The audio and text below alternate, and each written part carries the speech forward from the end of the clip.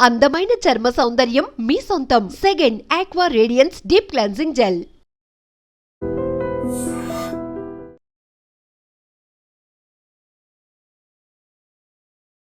Boycott Turkey ఇది social మీడియాలో ఇప్పుడు ట్రెండ్ అవుతున్న సందర్భం.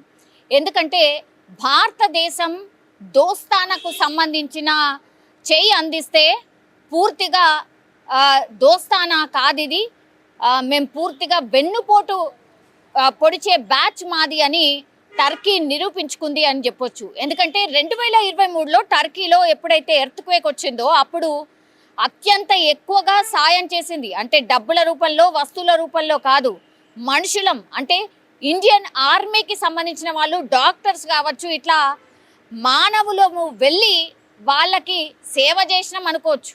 మనం ఎప్పుడు అనుకోలే, ఇప్పుడు మాట్లాడాల్సి వస్తుంది. మనం ఒక రకంగా సేవ చేసినాం. అయినా సరే సేవకు గాను మనకిచ్చినటువంటి రిటర్న్ గిఫ్ట్ ఏంటి అని అంటే, ఎవరైతే పాకిస్తాన్ మన మీద ఈ ఉగ్రదాడికి ఉసిగొలుపుతోందో, ఉగ్రదాడి చేయిస్తోందో, ఉగ్రవాదులను మన దేశంలోకి పంపిస్తోందో వాళ్ళకి సాయంగా ఇప్పుడు టర్కీ నిలుస్తుందంటే దీన్ని బట్టి అర్థం చేసుకోవచ్చు మరి ఎవరిది దోస్తానా, ఎవరిది మిత్రద్రోహం అనేది.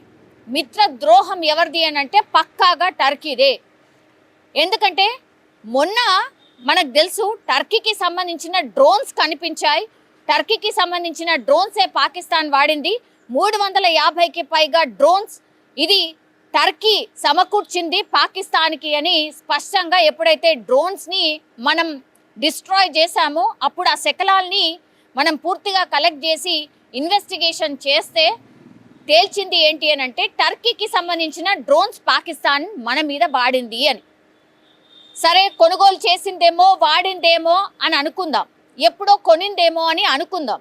పాకిస్తాన్ ఎప్పుడో కొన్నది కాబట్టి టర్కీకి సంబంధించిన డ్రోన్స్ మన మీద వాడింది అని అనుకుందాం. అట్లా కూడా అనుకుందాం. అది కాదు, ఈ డ్రోన్స్కి సంబంధించిన ట్రైనింగ్ ఎవరైతే ఇస్తారో ఆ ట్రైనింగ్కి సంబంధించిన ఆపరేటర్స్ ఏకంగా పాకిస్తాన్లో ఉండి అక్కడ ఉన్నటువంటి ఆర్మీకి ఈ డ్రోన్స్ ఎట్లా ఆపరేట్ చేయాలో నేర్పించారు. ఇది మనకు అందుతున్నటువంటి సమాచారం. అదే కాదు, అక్కడే ఉండి కొంతమంది సైనికుల్లాగా పాకిస్తాన్లోకి వెళ్ళి మన మీద యుద్ధం చేస్తున్నారు. అంటే టర్కీ సైనికులు మన ఇండియా మీద యుద్ధం చేసినారు. దీన్ని బట్టి ఇంకా అర్థం చేసుకోవచ్చు ఎంత దిగజారిపోయిన దేశమో టర్కీ అనేది. అప్పుడు ఆపరేషన్ సింధూర్లో భాగంగా మనం కేవలం ఉగ్రస్థావరాలనే టార్గెట్ చేసినాం. ఆ తర్వాత ఏం చేసింది, ఏకంగా కొంత యుద్ధమే చేసే ప్రయత్నం ఏదో చేసింది. అవన్నీ కూడా మనం ఎట్లా తిప్పికొట్టినామో మనందరికీ తెలిసిందే. మనం ఎక్కడెక్కడ మిసైల్స్ వేసినాం, ఎక్కడ టార్గెట్ చేసినాం మనందరికీ తెలిసిందే.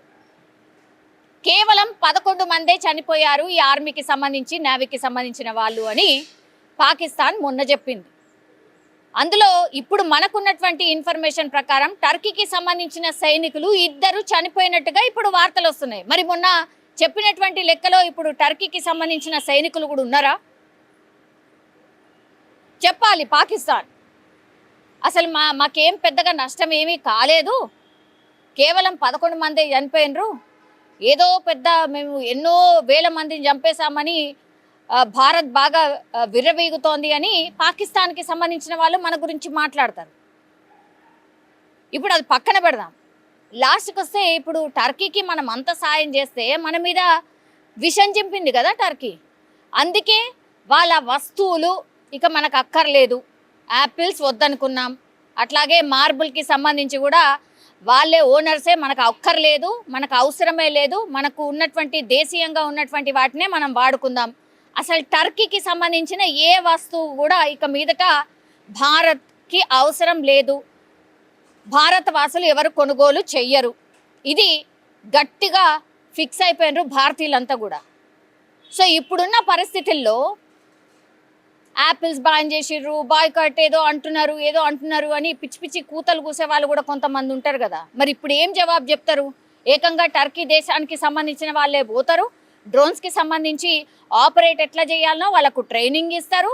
తర్వాత అందులో సైనికుల్లాగా, అంటే పాకిస్తాన్ వాళ్ళతోనే వీళ్ళు సైనికుల్లాగా కలిసిపోయి ఇప్పుడు మనమట ఏదో ప్రయోగిస్తే వాళ్ళిద్దరు చనిపోయినరట. ఇది మనకు వస్తున్నటువంటి వార్తలు. ఇప్పుడు టర్కీ దేశాన్ని ఏం చేయాలి? Boycott Turkey from the world అనాలా? ఫ్రమ్ ఇండియా కాదు, ఫ్రమ్ ద వరల్డే అనాలేమో మరి. దీనిపైన మీ అభిప్రాయం ఏంటి? ప్లీజ్ దయచేసి కామెంట్ చేయాల్సిందిగా కోరుతున్నాను. నిజంగా ప్రస్తుతం ఉన్నటువంటి సమాజం దేనికి ప్రయారిటీ ఇస్తుంది? ఆర్థిక సంబంధాల చుట్టూ మాత్రమే తిరుగుతుంది. మళ్ళీ ఎన్నికలంగానే చాలా విరక్తి కలుగుతాను. మంచి అనిపిస్తుంది కదా, లేడీస్ కూడా ఛాలెంజింగ్ జాబ్స్ చేసినప్పుడు చాలా బాగుంటది. ట్రాఫిక్ అసిస్టెంట్స్ గా నియమించిన ట్రాన్స్జెండర్స్ అందరితో సాల్యూట్ చేయించుకుంటున్నారు. ఫుడ్ డెలివరీ ఇవ్వటానికి వెళ్ళినటువంటి డెలివరీ బాయ్ అనిల్ పై కళ్ళ ముందు